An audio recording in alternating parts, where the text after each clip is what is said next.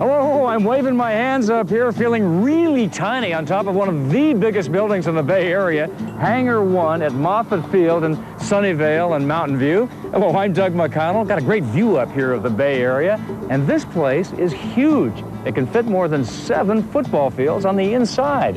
We'll tell you more about Hangar 1 and Moffet Field, and we've got a show full of insider tips and tales along the back roads. Up, up, and away from yesterday's dirigibles to tomorrow's space stations. We'll take an out-of-this-world trip through a place called Moffet, a field of dreams. Alviso. We'll explore this eccentric little port town lost in time, right in the midst of ultra-modern Silicon Valley. Insider tips. Radio personality, novelist, and former rocker Greg Kihn shows us his favorite haunts in the South Bay. And a road trip, the hottest place in America, frigid mountain peaks, and a castle, all in Death Valley.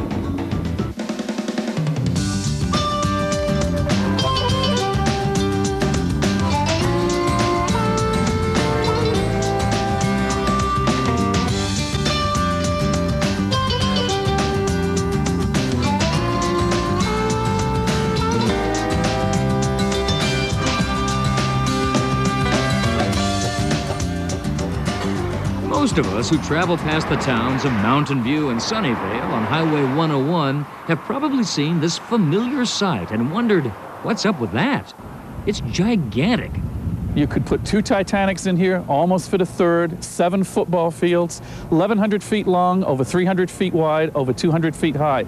This mega Titanic structure is called Hangar 1. David, what's the story behind this airplane? It's the plane that the Blue Angels use to do their aerobatic routines, as they've done in many Except for a few historic airplanes, it's typical of some of the earlier aero research we the hangar is now an immense empty cavern.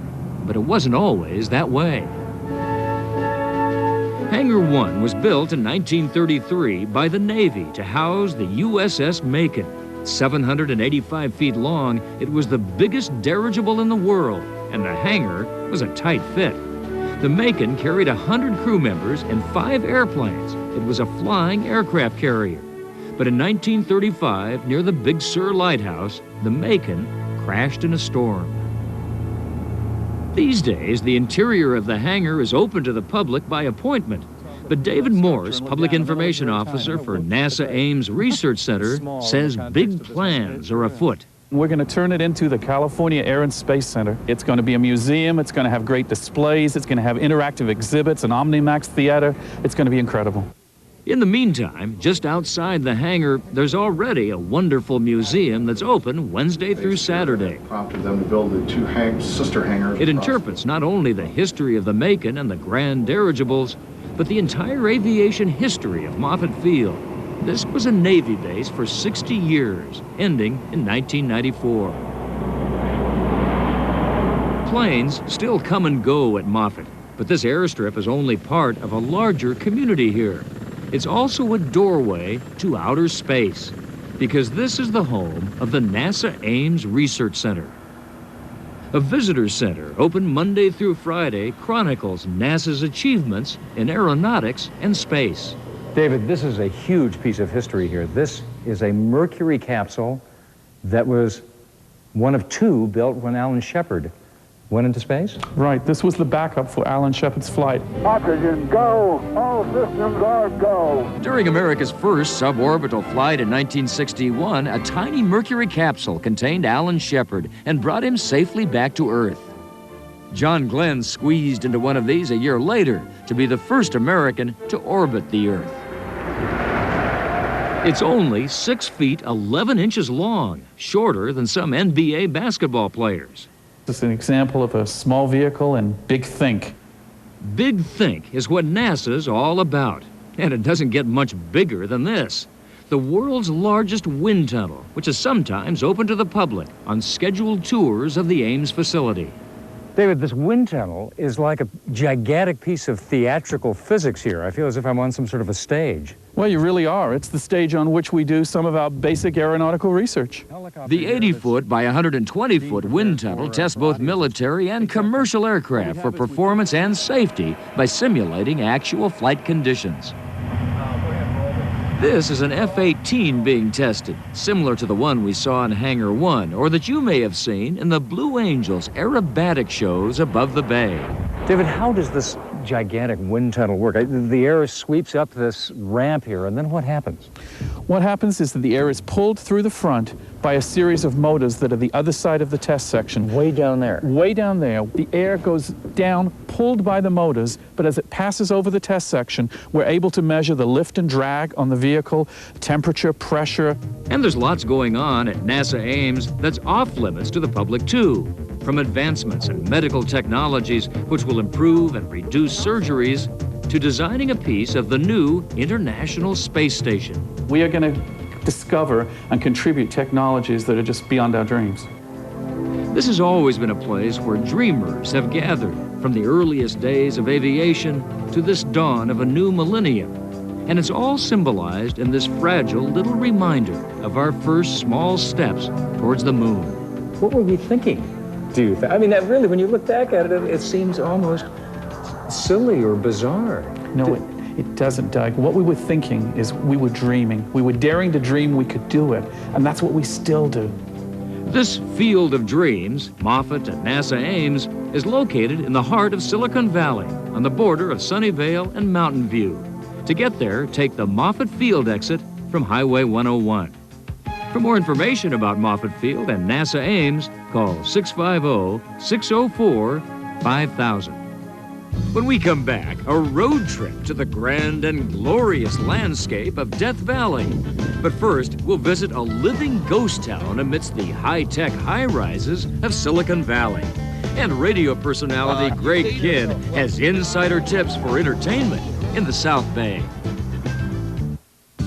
Bay Area Backroads is brought to you by your California Jeep dealers. Who else? Tomorrow at 6, we'll explore Kings Canyon, an uncrowded High Sierra wonderland. They are huge trees. We'll see some of the Earth's biggest trees, America's deepest canyons, and California's grandest views. Then we'll check in at a mountain resort dedicated to good food, good lodging, and good family fun. Plus a refuge for endangered exotic cats locked in a struggle to survive. That's all tomorrow at 6 on the Sunday edition of Bay Area Backroads.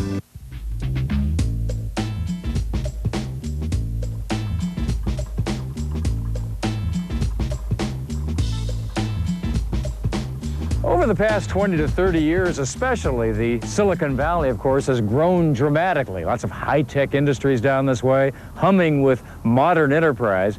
But not too far from here, there's a bastion of the past, a little town lost in time. It's called Alviso, and it's right at the south tip of the bay, just out that way, a couple of miles past hangars 2 and 3 at Moffet Field. Weathered and worn, Alviso is a town of unexplained oddities. Phantom docks to nowhere, arcs out of water, and buildings that defy time. There are things in Alviso that you don't need to look for a purpose for, because you might be looking for a long time. Ironically, Alviso is only minutes from the high-tech capital of the world. This is a wonderful recess, I would say, for any Silicon Valley professional. Alviso sits right at the southern edge of San Francisco Bay and immediately north of San Jose. From Highway 101 is just a few miles east off of State Highway 237. It is kind of a secret little town. Many Silicon Valley workers, like Eric Carlson, have discovered Alviso as a good lunch spot. But Eric became so intrigued by the town, he decided to explore it further. Just caught my imagination. I came over in one weekend and started looking around, and it's very rich historically. Once upon a time, Alviso was a major port on the bay, a main crossroad for anyone or anything traveling north and south. This is the Alviso Slough. It was called the Steamboat Slough back in the good old days, around 1850. Back then, boats of all kinds traveled down San Francisco Bay into Steamboat Slough to Alviso. And that was how you traveled from San Francisco to San Jose. You take a steamboat into Alviso, unload, and take the stagecoach on into San Jose. It was the official port of entry to the South Bay, and it boomed. for a while. That was the way they did it up until about 1864 when the railroads spoiled all the fun. Unfortunately, the railroad bypassed Alviso. Today, a second rail line runs commuter trains through town, but they don't stop. Trains do not slow down for Alviso. No, they go right on through.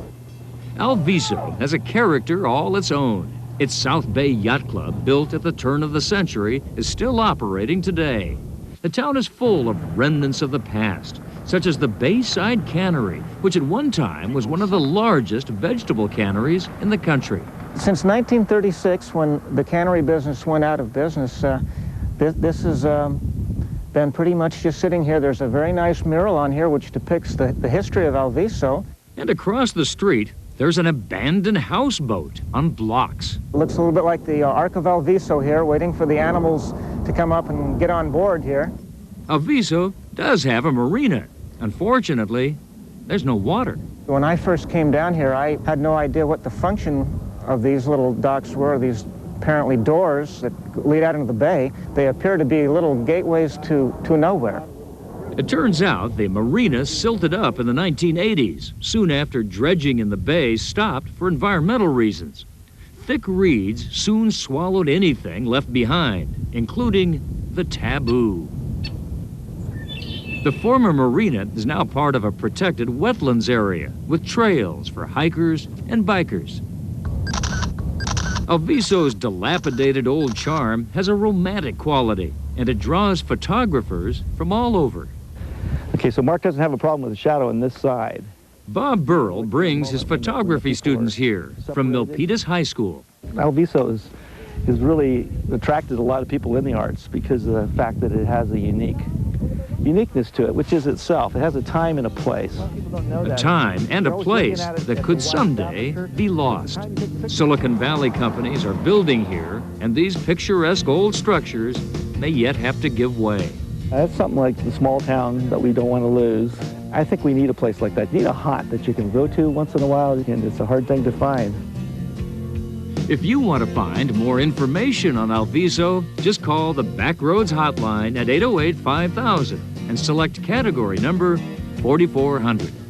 Well, if you come to Alviso in San Jose, there's just a ton of stuff to do down there, isn't there? It's a great place. And you know all about this. Greg Kihn. South Bay is my stomping grounds. Stomping grounds. You are morning drive host, KFOX 98.5. That is correct. Classical rock. Hey, listen, I got to wear my sunglasses. Please. Yeah, because I can't see this area. Yeah, I guess. Oh, yeah. Mo better. Well, you look great. Mo better. Now, listen, besides being a music DJ, you are a performer. You are a still novelist. play.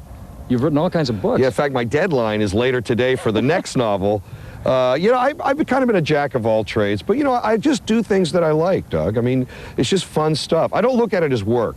That's right. Well, you listen, and recreation down here is not work. No. And you got some great recreating inside tips for us. Well, it depends on what you're into. Like, sometimes I do a lot of research. So I spend a lot of time at the library. Now, the San Jose Public Library, downtown main branch, great place. Old-time library. You don't see those great big old stone buildings anymore. And I just like the atmosphere in there. Then I'll go over for lunch. I love sushi. Are you a big sushi guy? I like sushi. Now, this is in South San Jose, right? Right. Masa's Sushi. What do you like about this place? Well, I like it because it's a little mom and pop place. You go in there, everybody knows you. And I usually go in every weekend. Food's great. It's very low key, and you get the feeling like you could be home. Now, but if you're in the neighborhood, now you like music. Now you get some big hits out of the 80s. Oh, yeah. Jeopardy was a big hit. Still getting royalty checks on that one. Not bad. Not bad. They can afford those glasses. Yes. So you go to Got to split them with my ex-wife, though. She gets this eye. You go to Rasputin's music. Oh, that's another thing. I use a lot of what they call bumper music or background music, and I'm always looking for odd things. Out-of-print stuff, hard-to-find CDs. Rasputin's is great because they got a full line of, like, used jazz, used world music, used soundtracks. They even have a lounge section. A lounge section? Gotta have if you want to be a lounge lizard, that's the place to go. Yeah, absolutely. Now, you want to leave, you want to go outdoors, you want to relax, you head over to one of my favorite spots, Big Basin.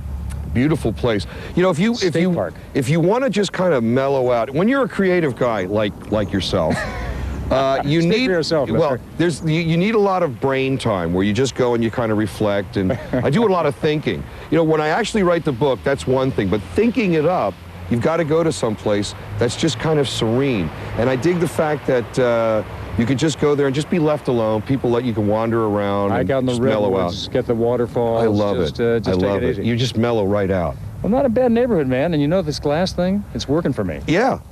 Try it. Try it at night, Doug. I think you'll really dig it. You rock guys are all the same. That's great. All right. Thanks. For more information about Greg Kihn's South Bay tips, the phone numbers are listed on your screen. You can catch his radio show weekday mornings from 5 to 10 on KFOX 98.5 FM. And his novels, published by St. Martin's Press, can be found in Bay Area bookstores. When we come back, the bold and the beautiful world of Death Valley.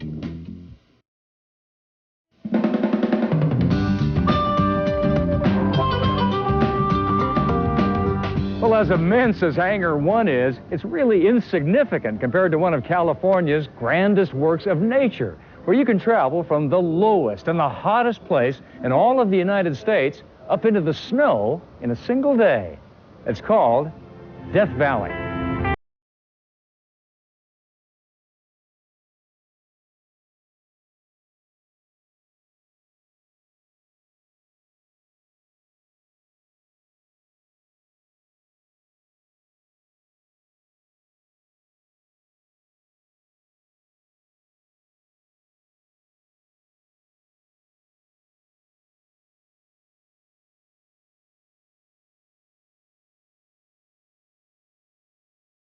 From here at Badwater, 282 feet below sea level, where summer temperatures can reach more than 130 degrees, to these frigid peaks shrouded in winter snow. He says the easiest time to enjoy Death Valley is in the winter and spring, when the heat is not too deadly. Death Valley National Park is a 10 to 12-hour drive southeast from the Bay Area, along the California-Nevada border, not far from Las Vegas. Maybe we can end up there somewhere where that snow is. You sure we're going to be back by lunch? From the baking flats of Badwater, Dave shows me around his Death Valley playground, beginning at the Devil's Golf Course. And only the devil could play golf out there, I guess. At the golf course, a weathered mixture of salt and mud form octagonal mounds that create a peculiar landscape. And as you can see, they're very hard and sharp. It's like coral. And you can imagine trying to walk across this if you were a pioneer. The first pioneers simply tried to get through Death Valley alive. The prospectors soon followed in search of mineral riches, minerals that give this place, the artist's palette, its vivid colors. Geology is hard at work here. Crater. Whoa, look at this thing. Ubahibi Crater, half a mile across and about 500-600 feet deep. This is not a meteor crater. This was actually a blowout of the Earth. And apparently hot magma was coming up through the Earth, came in contact with an underground cold water source, created steam, created pressure, and just blew out and blew cinders over about 6 square miles of desert here.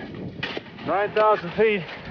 Dave, you promised me there was some diversity in Death Valley. Well, just some diversity. From deep craters, Dave guides me into deep snow. And finally, to breathtaking vistas. We're standing right here looking at Telescope Peak that we looked at from the Salt Flats, which is 11,049 feet. So It's been pretty amazing. I've got to tell you, my face is frozen right now. I can hardly talk. You are terrific. This has been really a great trip. As you explore the natural wonders of Death Valley, you'll see evidence of human history here, too. This is Scotty's Castle, built in the 1920s for a man known simply as Death Valley Scotty. He was notorious for his imaginative way of talking people out of their money. A con man to a certain point, okay? He never took money from anybody that couldn't afford it. For years, Bill Osterman, who bears an uncanny resemblance to the real Scotty, portrayed him as part of the living history tours of the castle. He used to carry his money like this, too. Probably the most memorable room here is one of the 2 music rooms inside the castle. An intricate hand-carved ceiling provides acoustics for a self-playing organ that bellows through more than 1,100 pipes. It's not surprising that a castle found its way into Death Valley. This imposing land is worthy of a castle, and the great affection it's engendered in Dave Hefner. Do you think I'll be seeing you around these parts in the years to come? I hope so. As long as I can get up and move around, I'll be here. For more information about Death Valley National Park, call 760-786-2331. Over the years, many of you have asked, when are we going to come out with a Backroads book? Well, at long last, here it is. 50 of our favorite adventures in Northern California are captured in fascinating stories and brilliant photographs, celebrating the scenic wonders, colorful characters, and hidden treasures we found along the Backroads. And now there's a way for you to come along on a Backroads adventure. Win a weekend trip to Mendocino. Join us for the taping of a Backroads show and stay at the beautiful Stanford Inn. To enter, visit participating bookstores or log on to Well, I hope you enjoy the book and stop by and say hello. Here's where I'll be signing copies in the coming weeks.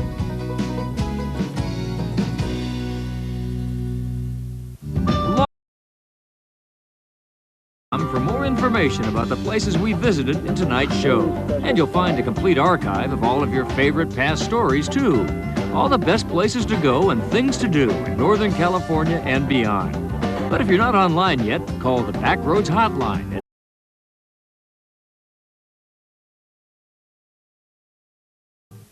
Well, that's our show tonight from high atop the busy world of Moffet Field. Thanks for joining us. And remember, you always find the best adventures out here along the back roads. I'm Doug McConnell. Good night.